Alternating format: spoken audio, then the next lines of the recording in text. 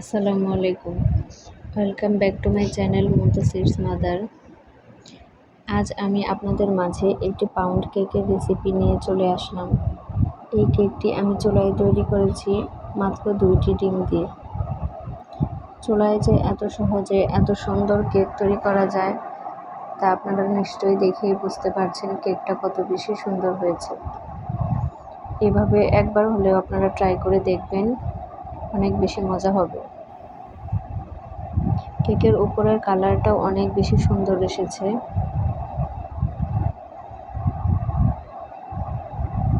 তো চলুন ভিডিওটি শুরু করা যাক। প্রথমেই আমি একটি মিক্সিং বোলে 2টি রুম টেম্পারেচারের ডিম নিয়েছি। এখন এই ডিম দুটো খুব ভালোভাবে ফেটিয়ে নিতে হবে। ডিমটা যত ভালোভাবে ফেটিয়ে নিতে পারবেন কেকটা তত বেশি খেতেও মজা হবে এবং খুব বেশি সফট হবে কেকটা। দেখতেই পাচ্ছেন আমি ডিম দুটো খুব ভালোভাবে ফেটিয়ে নিয়ে তারপর এখানে অল্প পরিমাণে চিনি দিয়ে দিচ্ছি। এখন এই চিনি আর ডিমটা ভালোভাবে মিশিয়ে নেব।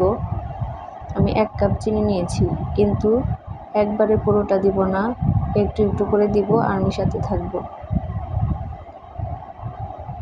এই তো আমি হ্যান্ড উইক্সের সাহায্যে এই কাজটা করে নিচ্ছি। আপনারা হ্যান্ড মিক্সারের সাহায্যে করলে আরও বেশি তাড়াতাড়ি হয়ে যাবে এবং অনেক বেশি সুন্দর হবে, সফট হবে। তারপর আমি এখানে আরও একবার চিনি নিয়ে নিলাম। এখন এটাও খুব ভালোভাবে মিক্স করে নেব।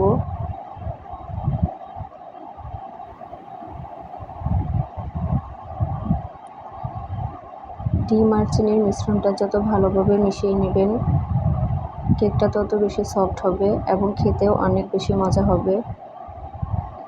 এক্ষেত্রে খেয়াল রাখতে হবে যেন চিনিটা খুব ভালোভাবে মিশে যায়, একটুও যেন দানা থেকে না যায়। একটু সময় নিয়ে খুব ভালোভাবে মেশাতে হবে। তো আমার প্রায় মেশানো শেষ।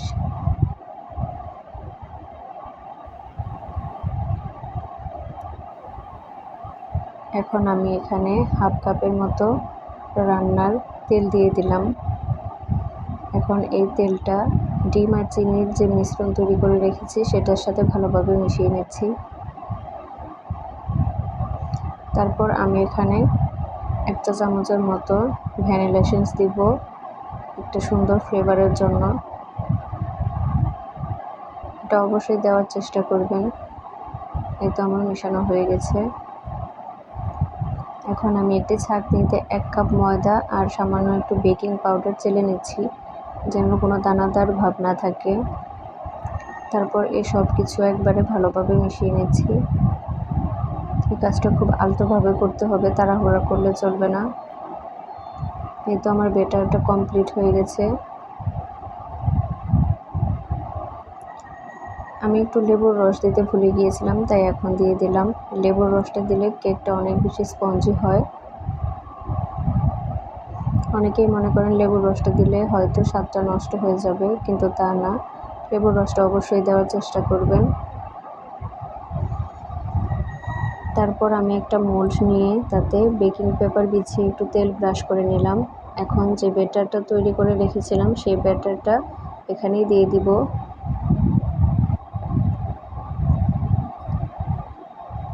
এই তো আমি এখন ব্যাটারটা ঢেলে নিচ্ছি। ব্যাটারটা ঢালা শেষ হলে আমি একটু ট্যাপ করে নিব যেন কোনো বাবলস না থাকে। তারপর আমি একটি সিলভারের হাঁড়ি প্রি-হিট করে নিয়েছিলাম 10 মিনিটের মতো। এখন সেটাতে এটা সেট করে নিলাম। এখন আমি চুলার আঁচ একদম কমিয়ে নিব এবং 40 মিনিটের মতো রান্না করে নিব। এই তো 35 মিনিট পর আমি ঢাকনাটা খুলে দেখি কেকের কালারটা খুব বেশি সুন্দর আসেনি, তাই আরও 5 মিনিট রেখেছিলাম। এই তো 5 মিনিট পর ঢাকনাটা খুলে দেখি কেকের কালারটা অনেক বেশি সুন্দর এসেছে। এই তো মাশাআল্লাহ কেকটা অনেক বেশি সুন্দর হয়েছে। কালারটা দেখে আপনারা বুঝতে পারছেন। এখন আমি কেকের উপর থেকে বেকিং পেপারটা সরিয়ে নিচ্ছি।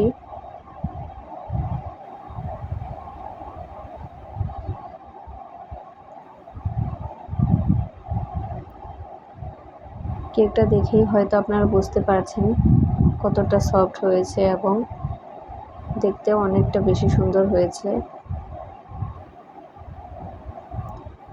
এই তো আমার কেক। এখন আমি কেকটা কেটে আপনাদের মাঝে পরিবেশন করছি। এই তো দেখুন কতগুলো স্লাইস হয়েছে। মাত্র 2টি ডিম দিয়ে অনেকগুলো কেক হয়েছে। আপনাদের কাছে যদি ভিডিওটি ভালো লাগে তাহলে একটা লাইক করে দেবেন এবং সাবস্ক্রাইব করে দেবেন। আর অবশ্যই বাসায় একবার হলেও ট্রাই করবেন। ধন্যবাদ।